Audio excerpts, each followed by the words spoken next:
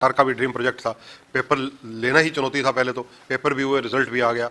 इस रिजल्ट की रेशो क्या रही और आप कितने सेटिस्फाइड हैं सारी चीज़ों से? इस पूरे रिजल्ट से मैं पूरी तरह से सेटिस्फाई हूँ।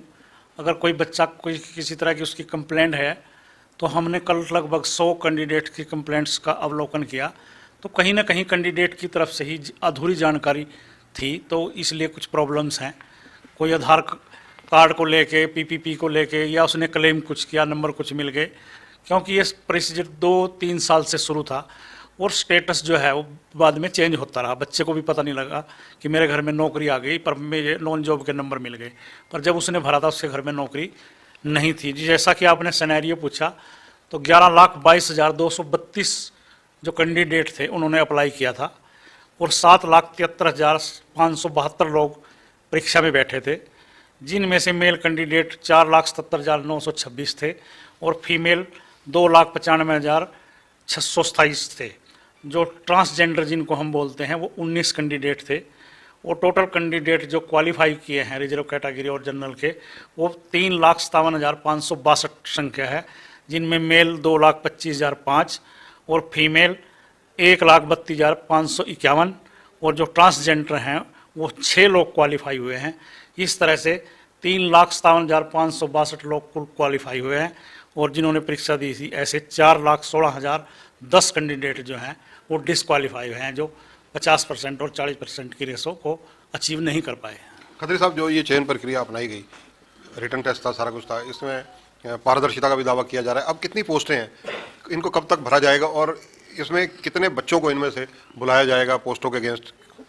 अभी हमारे पास सरकार की तरफ से जो सी क्लास के लिए हैं वो 30,369 पोस्टें जो हैं वो आई हुई हैं।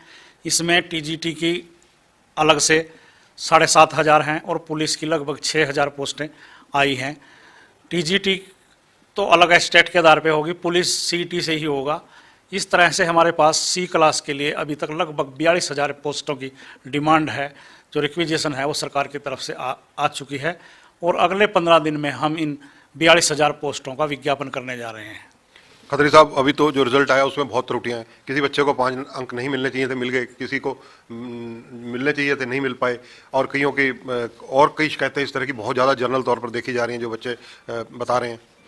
कल ही हमने एक नोटिस निकाला है अपनी वेबसाइट पे और हमने बच्चों को कहा है कि 15 दिन का टाइम दिया है कि अगर कोई आपको त्रुटि लगती है तो आप उसको सुधार सकते हैं, हम अपने लेवल पे उसको सुधारेंगे और हमने बच्चों को 15 दिन का टाइम दिया है। त्रुटियां कुछ बच्चों को क्लेम के आधार पे हैं, क्योंकि प्रोसीजर 2-3 साल से चल रहा है तो स्टेटस चेंज हो रहा है, और कुछ पीपीपी से हमने अपने नोटिस में ही कहा था कि हम सारी चीज़ें आपकी पीपी से वेरीफाई करेंगे। तो जैसे किसी बच्चे ने क्लेम किया कि मेरे घर में नौकरी नहीं है और उसके घर में नौकरी वाकई नहीं है, तो हमने तो एक सरकार की तरफ से जो नोटिफिकेशन है कि जो नॉन जॉब के नंबर हैं वो केवल उन लोगों को मिलेंगे जिनकी वार्षिक आय 1,80,000 रुपये से कम है। तो बच्चे ने तो क्लेम कर दिया कि मेरे घर में नौकरी नहीं है, मगर एक सरकार की तरफ से कैप भी तो लगा हुआ है ना कि नॉन जॉब के नंबर सिर्फ उसको मिलेंगे जिसकी वार्षिक इनकम 1,80,000 से कम है। कोई बच्चा है, उसने कहा कि मेरे घर में तो नौकरी है, फिर भी आपने मेरे को 5 नंबर दे दिए। जब उसने फार्म भरा था उस टाइम उसे घर में शायद नौकरी नहीं थी और उसने क्लेम किया और उस क्लेम को हमने एज इट इज़ मान लिया। अब सारी चीज़ें वेरिफिकेशन पे जा रही हैं, जिसकी कोई त्रुटि है उसको हम ठीक करेंगे, चाहे हमारे लेवल पे होगी चाहे कैंडिडेट के लेवल पे। खत्री साहब, मैं आपकी बात से इससे सहमत नहीं हूँ कि बच्चे ने जब फार्म भरा, मैं आपको एक एग्जांपल देता हूँ। एक सगे भाई बहन है, उन्होंने भरा, बहन को तो 5 नंबर नहीं मिले, भाई के 5 नंबर जोड़ दिए गए, जबकि उस परिवार में सरकारी नौकरी है। तो ये त्रुटि तो कहीं ना कहीं आपके ऑफिस के एंड पे भी रही है या एजेंसी जो इन्वॉल्व है उसके एंड पे भी रही है। हो सकता है वो कहीं पीपीपी के लेवल पे भी हो, पीपीपी में अपडेट ना हो ये चीज़, और हमने सिर्फ पीपीपी को ही आधार मानना है, वहाँ शायद अपडेट ना हो। पीपीपी में भी ये चीज़ ऐड है। ये पर्टिकुलर केस को मैं जानता हूँ, इसलिए मैंने आपसे बताना चाहता हूँ कि आपके कहीं ना कहीं त्रुटियाँ आपके विभागीय भी। अगर आप हमारे पास जो उसने एप्लीकेशन फॉर्म भरा और जो उसको अब स्कोर कार्ड मिला और पीपीपी, अगर ये तीनों चीज़ें लेके आप आ जाएं, हम दूध का दूध पानी का पानी कर देंगे कि किस लेवल पे त्रुटि है। ऐसा नहीं है, कहीं ना कहीं तीनों स्टेजों पे कहीं ना कहीं एक स्टेज पे त्रुटि है, इसलिए ऐसा हुआ है, वरना नहीं होता है। खत्री साहब, सीईटी को क्वालिफाइंग बनाने के लिए क्या विचार चल रहा है? क्या सरकार को कोई लेटर लिखी आपने?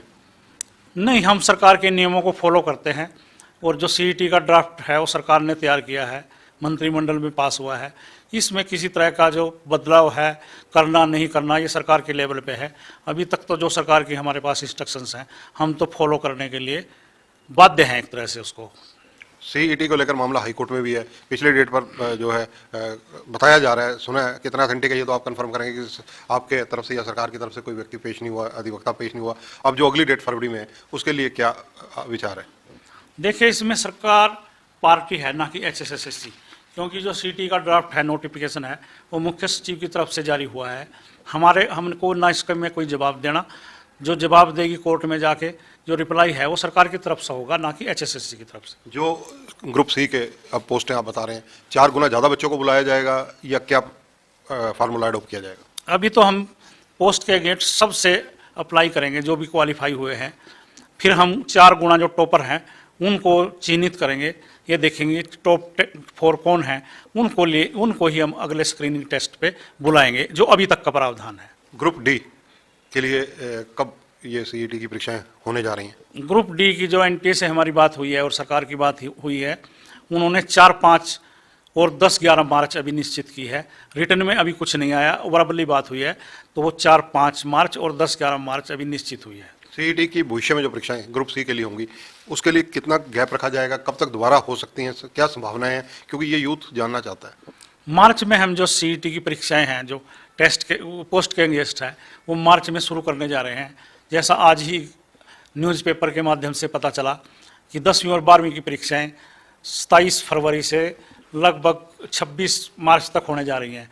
तो हम ये शेड्यूल देखेंगे कि संडे और मंडे में भी क्या परीक्षाएं हो रही हैं वहाँ। अगर परीक्षाएं नहीं हो रही है तो संडे मंडे को लेके हम मार्च के फर्स्ट वीक में भी ये शुरू कर सकते हैं, वरना परीक्षाओं के बाद तुरंत बाद हम अपनी जो पोस्ट के अगेंस्ट हमारी परीक्षाएं हैं उसको शुरू करने जा रहे हैं। अगले चरण की परीक्षाओं में क्या 25% हरियाणा से संबंधित जनरल नॉलेज के क्वेश्चन पूछे जाएंगे?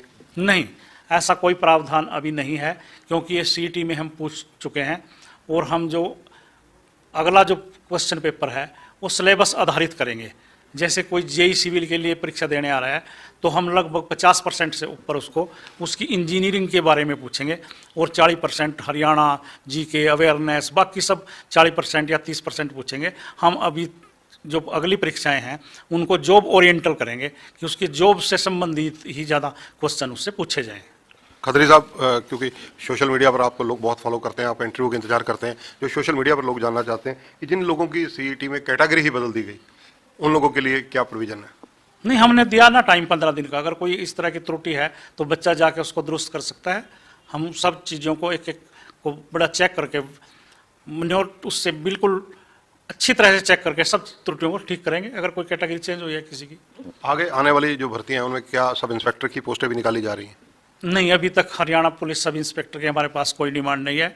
5000 कांस्टेबल मेल कांस्टेबल और 1000 फीमेल कांस्टेबल की डिमांड हमारे पास पुलिस विभाग की तरफ से आई है। SI की अभी तक कोई मांग नहीं है हमारे पास। हरियाणा पुलिस का जो मामला हाई कोर्ट में लंबित है, या हाई कोर्ट में से कुछ ना कुछ डायरेक्शंस भी शायद आई हैं, उस मामले में क्या रुख रहेगा? कब तक उनकी ज्वाइनिंग हो सकती है? फरवरी जनवरी शायद कोई डेट लगी हुई है और मुझे उम्मीद है कि वो इसी महीने में, हमने परिपोन डेट भी मांगी है, तो अगर वो जनवरी में नहीं होता तो फरवरी की जो निश्चित डेट है, शायद हमारी बात से जो है कोर्ट कन्विंस होगी और बच्चों की प्रॉब्लम को भी उस नज़रअंदाज नहीं करेगी और उनको सोल्व करेगी कोर्ट, ऐसी मुझे पूरी उम्मीद है। क्योंकि हमने पूरी योग्यता से और पारदर्शिता से भर्ती की है, ये बच्चे भी मान रहे हैं। स्टे का कारण कहीं ना कहीं कोर्ट की कुछ बातें समझ में शायद नहीं आ रही हैं, वो हम समझाने के लिए कामयाब होंगे, हम कोर्ट को समझाने के लिए, और स्टे हटेगा। जो सोशियो इकोनॉमी है उसको लेकर कहीं ना कहीं कोई विवाद रहता है, उस मामले में क्या कोई जांच भी प्रशासनिक स्तर पर की जा रही है?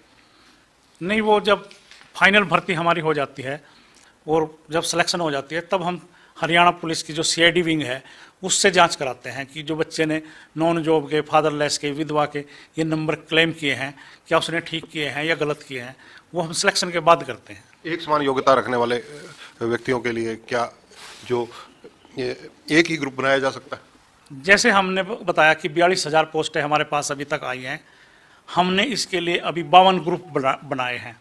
जो एक समान योग्यता के पद हैं उनका एक ग्रुप होगा और बच्चे से प्रेफरेंस मांगी जाएगी कि आप कौन से डिपार्टमेंट में और कौन सी पोस्ट पे जाना चाहते हैं।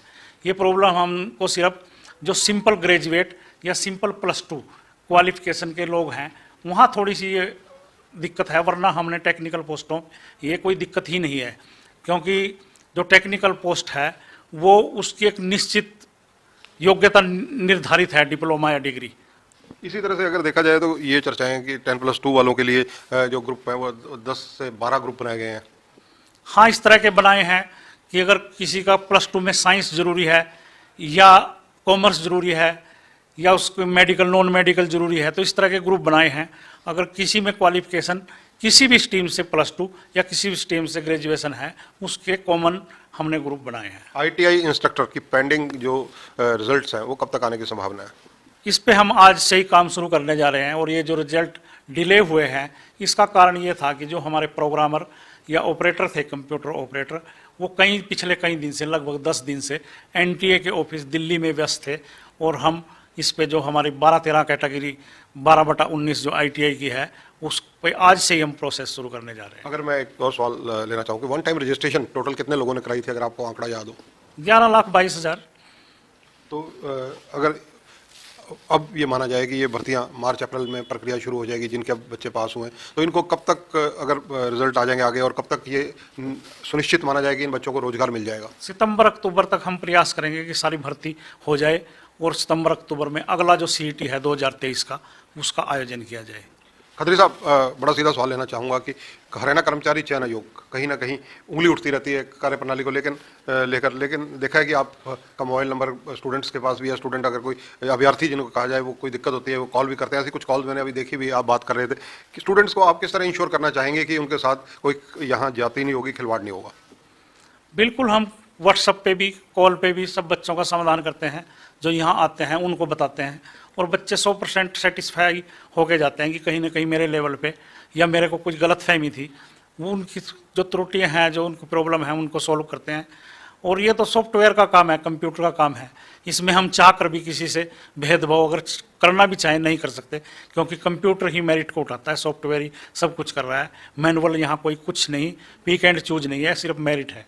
एक सवाल और लेना चाहूँगा, ये क्योंकि युवा वर्ग के ज़्यादातर चर्चा में देखा जाता है, जो डिस्कशन होती है उनमें आता है कि जो हरियाणा कर्मचारी चयन आयोग है उन्होंने ये जिस तरह से CET लिया, इस तरह की परीक्षाएं लेकर भर्ती प्रक्रिया को जटिल कर दिया गया, कॉम्प्लिकेटेड किया गया है। नहीं, ये जटिल नहीं है।